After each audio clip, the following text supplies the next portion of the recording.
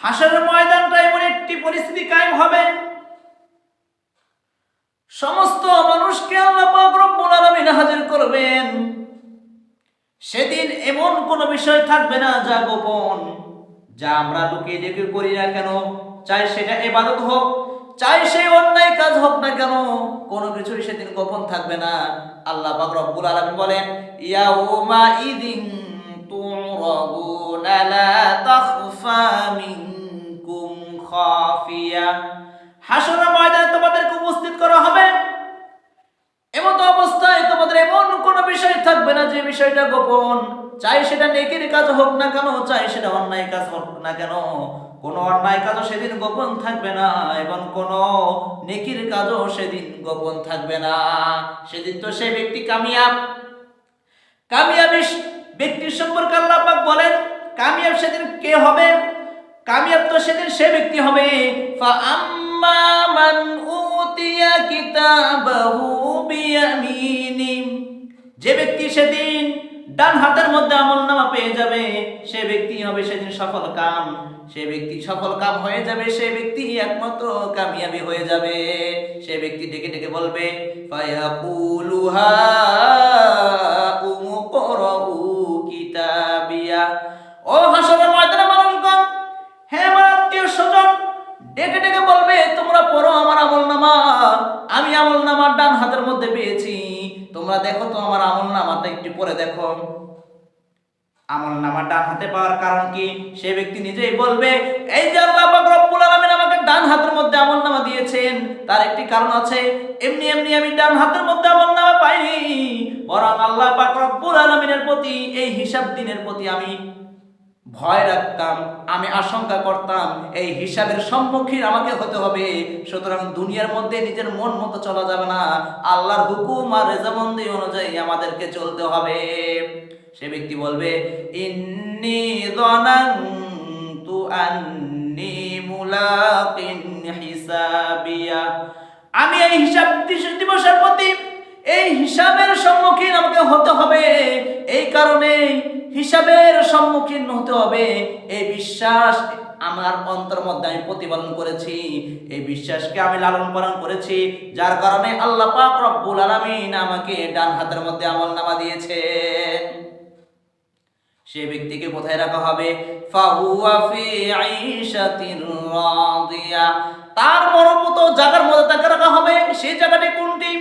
ফি জান্নাতিন আলিয়া, জান্নাতের সুউচ্চ স্থানের মধ্যে তাকে রাখা হবে, জান্নাতের সুউচ্চ স্থানে তাকে রাখা হবে। আর সেখানে তার মন মতো জিনিস সে পাবে, সেখানে সে ফল ফলাদি পাবে, সেখানে সে অনেক কিছু পাবে। ফল ফলাদি কোরআনের মধ্যে বিশেষভাবে বলার কারণ হলো, দুনিয়ার মধ্যে মানুষ দেখা যায় গাছগুলো উঁচু উঁচু থাকে আর গাছের অনেক উঁচুর মধ্যে ফল ফলাদিগুলো থাকে। সুতরাং সাধারণ মানুষ পক্ষে সম্ভব নয় যে ওই ফলগুলো সে হাত দিয়ে পেরে পেরে খাবে।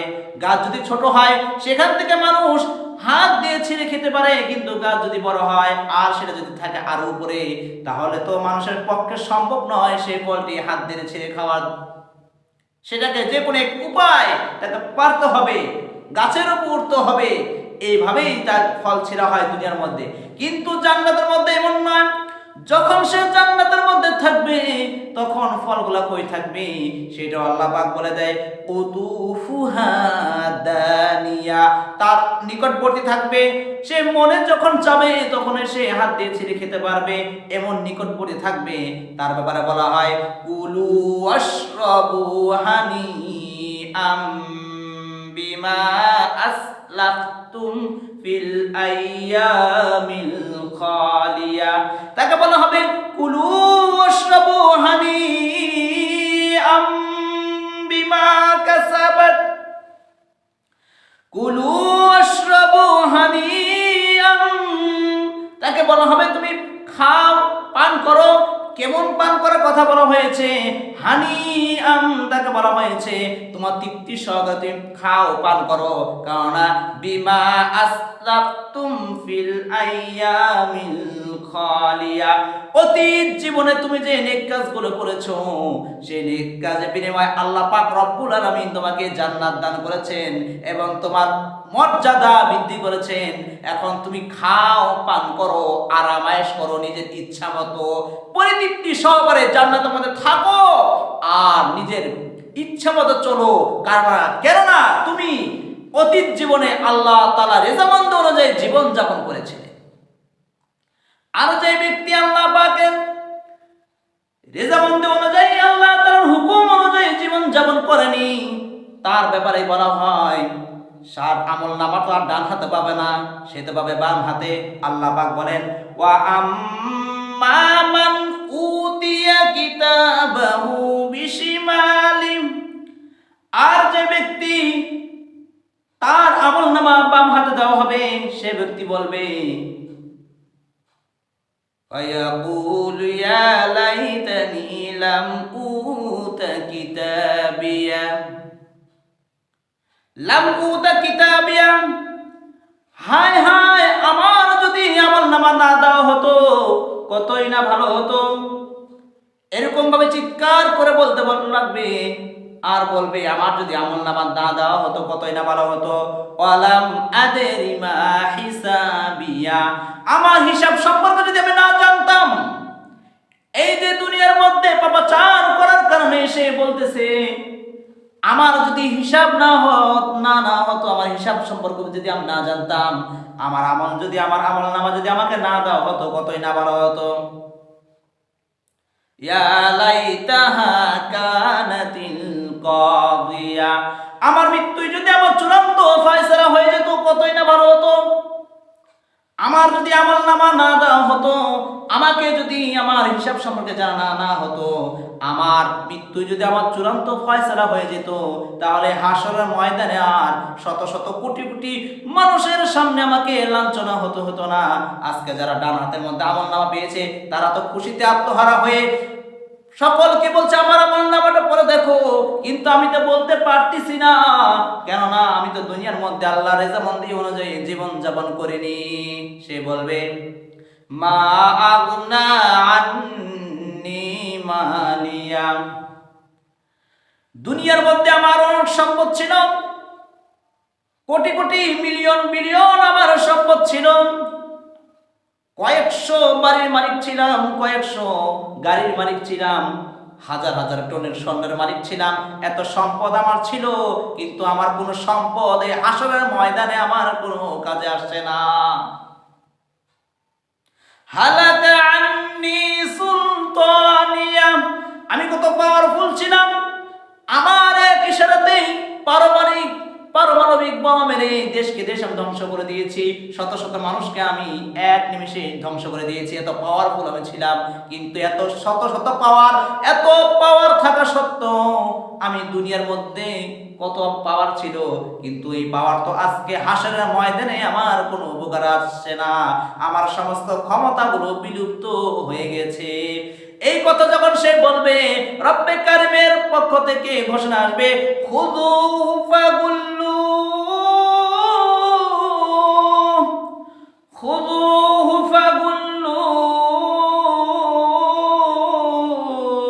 এই ব্যক্তিকে বেরিয়ে পড়াও, এই জাহান্নামীকে বেরিয়ে পড়াও, সুম্মাল জাহিম সাল্লু, তাকে জাহান্নামের মধ্যে নিক্ষেপ করো।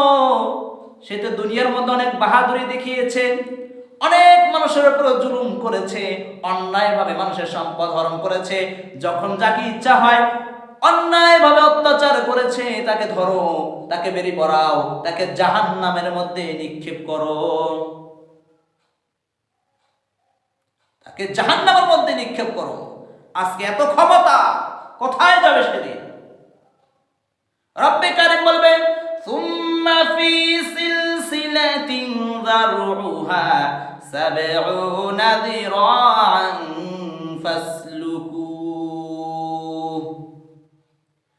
এই ব্যক্তিকে এমন শিকল দ্বারা তাকে আবদ্ধ করো, বেরিয়ে পড়াও, যার গজ হবে 70 গজ, 70 গজ শিকল দ্বারা তাকে বেরিয়ে পড়াও। দুনিয়ার মধ্যে থাকা অবস্থায় অন্যায় ভাবে মানুষের মানুষের উপর জুলুম করেছে, অত্যাচার করেছে, মালিকের প্রতি কোনো তার বিশ্বাস ছিল না। কিয়ামতের ময়দানে, হাসরের ময়দানে হিসাবের সম্মুখীন হতে হবে, তার এই ব্যাপারে কোনো ধারণাই ছিল না। সে বেখবর ছিল, হাসরের ময়দানের সম্পর্কে সে ভীত ছিল না, মালিকের প্রতি সে ভীত ছিল না। মালিকের দরবারে সে হাজির হবে, হিসাব তাকে দিতে হবে, এই কল্পনা সে কোনো সময় করেনি, বরং সর্বদা মানুষের উপর জুলুম করে গেছে, অন্যায় করে গিয়েছে। আজকে তাকে ধরো, জাহান্নামের মধ্যে নিক্ষেপ করো, 70 গজ শিকল দ্বারা তাকে আবদ্ধ করে বেরিয়ে পড়াও, তাকে শাস্তি দাও। কারণ কি? কারণ আল্লাহ পাক বলে দেন, ইন্নাহু কানা লা ইউমিনু বিল্লাহিল আযীম। কারণ হচ্ছে সে হলো মহান মালিক আল্লাহ পাক রব্বুল আলামিনের প্রতি সে ঈমান আনেনি। ও মুসলমান, শুনে রাখো, ঈমান তো শুধু এটা নয় যে মানুষ আল্লাহ তাআলার প্রতি আমরা ঈমান আনলাম, লা ইলাহা ইল্লাল্লাহ বললাম, এই না, এই লা ইলাহা ইল্লাল্লাহকে পূর্ণাঙ্গভাবে নিজের সাড়ে 3 হাত বডির মধ্যে কায়েম করতে হবে, নিজের সাড়ে 3 হাত বডির মধ্যে কায়েম করতে হবে। এই লা ইলাহা ইল্লাল্লাহকে, আল্লাহর প্রতি পরিপূর্ণ ঈমান আনা তো তারাই যারা মালিকের সন্তুষ্টির জন্য সব কিছু করতে পারে। মালিক যখন যেটা আদেশ দিয়ে সেটা করবে, যখন যে কাজ থেকে নিষেধ করেছে সেই কাজ থেকে সে বিরত থাকবে।